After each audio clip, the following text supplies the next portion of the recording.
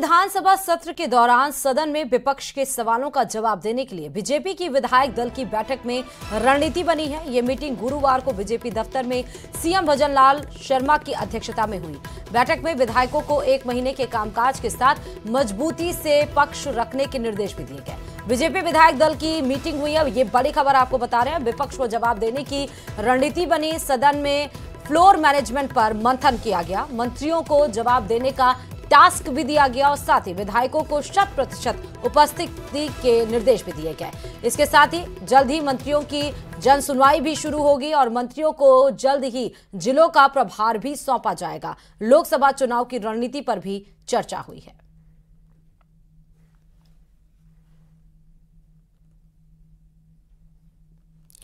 तो आपको बता दें कि विपक्ष को जवाब देने की रणनीति बनी, साथ ही मंत्रियों की जन सुनवाई भी जल्दी होगी और उनको विभाग भी सौंपे जाएंगे। रणनीति भी बनाई गई है। साथ ही सत्र में दोनों ही यानी कि सभी जितने भी विधायक हैं उन सबको प्रेजेंट रहने के लिए बोला गया, यानी कि 200 विधायकों को सत्र में उपस्थित रहें, अपनी अपनी बातों को सही ढंग से रखें ताकि सत्र सही ढंग से चल सके। और वहीं भजन लाल सरकार ने अयोध्या में भगवान श्री राम के उद्घाटन के दिन 22 जनवरी को प्रदेश में आधे दिन की छुट्टी की घोषणा की है। बड़ी खबर आपको बता रहे हैं। सभी सरकारी दफ्तर दोपहर 2:30 बजे तक बंद रहेंगे।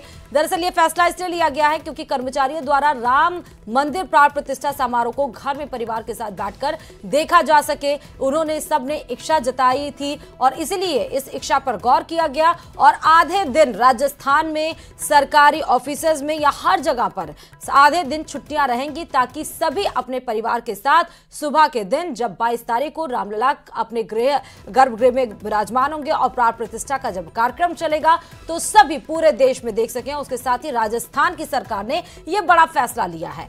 कई मंत्री विधायक इस मंदिर के लिए भी जाएंगे 22 जनवरी को भजन लाल सरकार में।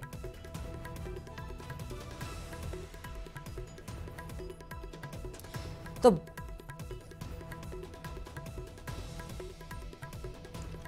और बीजेपी विधायक गोपाल शर्मा ने प्रदेशवासियों को बड़ी खुशखबरी देने के संकेत दिए हैं। उन्होंने कहा कि जैसा राजस्थान बनाने की सोच रहे हैं उस पर बहुत बड़ी खुशी आने वाली है। बड़ी खबर आपको बता रहे हैं। जैसा राजस्थान बनाने की सोच रहे हैं उस पर बहुत ही बड़ी खुशी आने वाली है। गोपाल शर्मा का बड़ा स्टेटमेंट, ऐसी खुशखबरी जो किसी प्रदेश के लिए सालों तक याद की जाएगी। बड़ी सुखद चीज राजस्थान में आने वाली है। यह खुशखबरी लोकसभा चुनाव से पहले मिलेगी, लेकिन क्या है वो, इस बात का भी सस्पेंस बरकरार है। लेकिन बड़ी खुशखबरी है। ये बड़ा स्टेटमेंट पास किया गया है विधायक गोपाल शर्मा के द्वारा और ये भी बोला गया कि लोकसभा चुनाव से पहले ये खुशखबरी मिल जाएगी।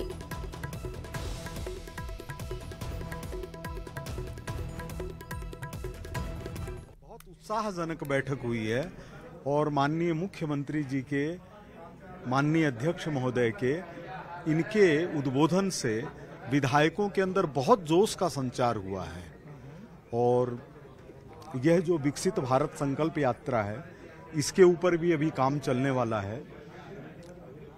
मुख्य रूप से ये है कि हम जैसा राजस्थान बनाने वाले हैं उसमें केवल यही संकेत मिला है कि कोई इतनी बड़ी खुशी आने वाली है जो किसी भी प्रदेश के लिए बरसों तक याद किए जाने वाली होती है।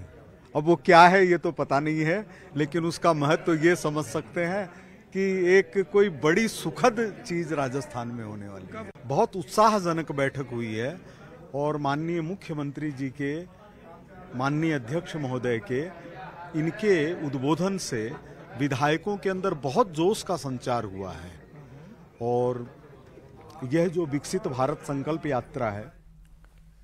लोकसभा चुनाव की तैयारियों को लेकर राजस्थान सरकार एक्शन मोड में आ गई है। प्रदेश कांग्रेस कमेटी के सेंटर वॉर रूम में दिन भर बैठकें चली। बैठकों में बीजेपी की डबल इंजन की सरकार पर जोरदार पलटवार करने की तैयारी कर रही है। रिपोर्ट देखिए।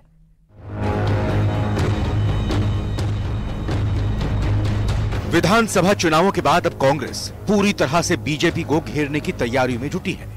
लोकसभा चुनावों में कांग्रेस बीजेपी के घोषणा पत्र में किए गए वायदे और उनकी हकीकत को जनता के बीच में लेकर जाएगी। पीसीसी में विधानसभा चुनावों की हार की मायूसी के बाद पहली बार मैराथन बैठकें आयोजित की गई हैं। दिन भर चली बैठकों के दौर में प्रदेश election committee, coordination committee, parliament committee और स्क्रीनिंग कमेटी के पदाधिकारी शामिल हुए। एआईसीसी को कोऑर्डिनेशन कमेटी के साथ Lok Sabha coordination committee, election committee, parliament committee के सभी प्रतिनिधि बैठक में उपस्थित रहे। बैठक में आगामी लोकसभा चुनावों में पार्टी की मजबूती और कमजोरियों पर गहनता से चर्चा हुई। कांग्रेस आलाकमान के निर्देशानुसार विधानसभा चुनावों में रही खामियों को दूर करने और बीजेपी की वादा खिलाफी को लेकर कांग्रेस पूरी तैयारी से चुनाव में उतर रही है। कांग्रेस राम मंदिर के नाम पर बीजेपी को घेरने के साथ साथ बेरोजगारी, महंगाई, कानून व्यवस्था, आर्थिक अनियमितताएं, महिला उत्पीड़न जैसे मामलों में बीजेपी पर हमला करने की तैयारी में है। तो पीएसी मीटिंग में सुझाव आए हैं कि क्या करना चाहिए, किस तरह से हमारी रणनीति होनी चाहिए, ये हमारे सुझाव हमने लिए हैं।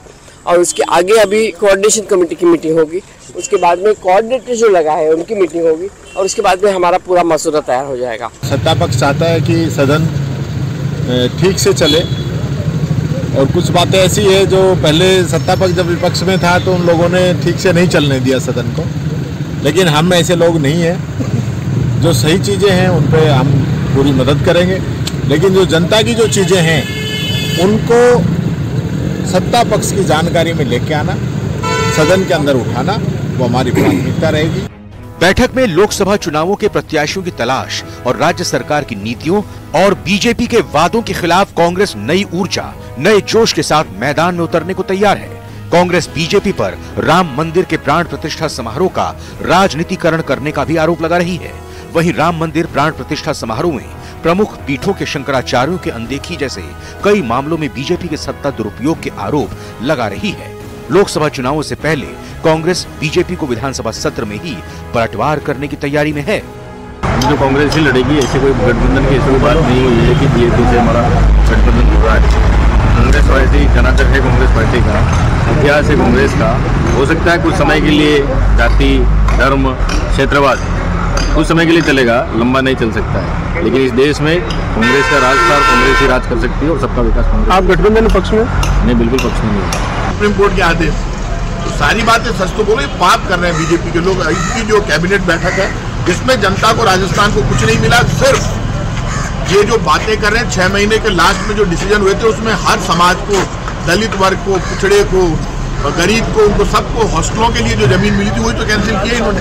आप हमारे फैसले भले ही कैंसिल कर दो, लेकिन जो वादे किए ना आपने भाजपा के संकल्प पत्र, वो वादे तो पूरे करो। पेट्रोल डीजल को सस्ता करो 12 से 13 रुपए। प्रदेश कांग्रेस कमेटी के सेंट्रल वॉर रूम में आयोजित बैठक में एआईसीसी स्क्रीनिंग कमेटी की चेयरपर्सन रजनी पाटिल के साथ साथ बैठक में पीसीसी चीफ गोविंद सिंह डोटासरा, प्रदेश कांग्रेस प्रभारी सुखजिंदर सिंह रंधावा भी शामिल हुए। न्यूज 18 राजस्थान के लिए राकेश शर्मा की रिपोर्ट।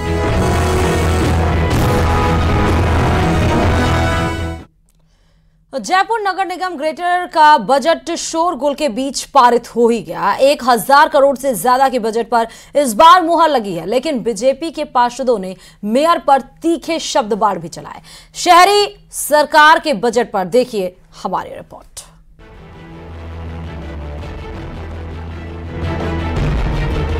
शहरी सरकार की आने वाली 1 साल की गति कैसी होगी, इसकी रूपरेखा तैयार हो गई है। जयपुर नगर निगम ग्रेटर की साधारण सभा में 2024-25 के बजट पर मोहर लग गई। बजट समिति की चेयरपर्सन शी धाबाई ने बजट प्रस्तुत किया, जिस पर 3 घंटे की चर्चा हुई। साथ ही आपसी घमासान और शोरगुल के बीच बजट को पारित कर दिया गया। बैठक में 1179 करोड़ रुपए का बजट सर्वसम्मति से पारित हो गया। बैठक में विपक्ष से ज्यादा सत्ताधारी पार्षदों में टकराव नजर आया। मेयर डॉक्टर सौम्या गुर्जर और डिप्टी मेयर पुनीत कर्णावत में जमकर शब्दवार चले। मेयर को सत्ता पक्ष के पार्षदों और उप महापौर के ही सवालों का सामना करना पड़ा।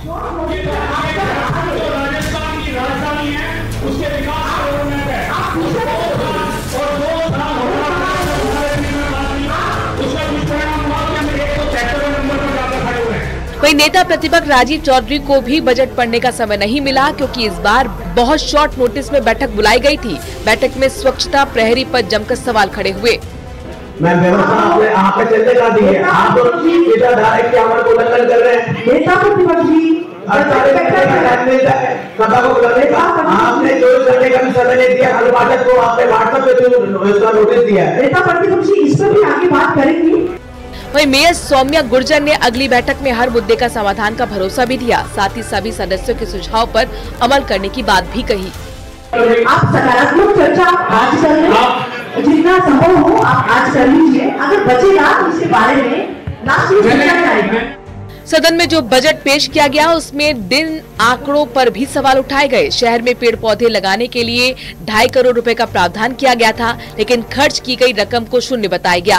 कांग्रेस के एक पार्षद ने इस मुद्दे को उठाया तो उद्यान समिति की चेयरमैन राखी राठौर ने भी इसे गलत बताया। बहरहाल निगम का बजट तो पारित कर दिया गया है, लेकिन शहर की स्वच्छता को लेकर अभी भी जयपुर की जनता उम्मीदें कर रही है। न्यूज़ 18 राजस्थान के लिए जयपुर से महेश धारीज। और वहीं एक और बड़ी खबर आपको बता दें कि प्राइवेट कोचिंग सेंटर्स पर केंद्र सरकार ने लगाम कस दी है। अब कोई भी कहीं भी और कभी भी प्राइवेट कोचिंग सेंटर्स नहीं खोल पाएगा। उसे रजिस्ट्रेशन कराना होगा। कोचिंग सेंटर में 16 साल से कम उम्र के बच्चों को पढ़ाई के लिए नामांकन नहीं होगा उनका, यानी कि 16 साल से ज्यादा उम्र के बच्चे ही कोचिंग सेंटर में पढ़ाई कर पाएंगे। कोचिंग सेंटर किसी छात्र से मनमानी फीस नहीं वसूल सकेंगे और केंद्र ने यह गाइडलाइन देश भर में IIT-JEE और मेडिकल की पढ़ाई कर रहे छात्रों के बढ़ते सुसाइड मामलों और देश में बेलगाम कोचिंग सेंटर्स की मनमानी को लेकर दिया गया है। शिक्षा मंत्रालय ने गाइडलाइन जारी की है। गाइडलाइन के अनुसार IIT-JEE, MBBS, नीट जैसे प्रोफेशनल कोर्स के लिए कोचिंग सेंटरों के पास फायर और भवन सुरक्षा संबंधी NOC होनी चाहिए। परीक्षा और सफलता के दबाव को लेकर छात्रों की परेशानी दूर करने के लिए उन्हें मनोवैज्ञानिक और मानसिक स्वास्थ्य संबंधी सहायता भी उपलब्ध कराई जाए।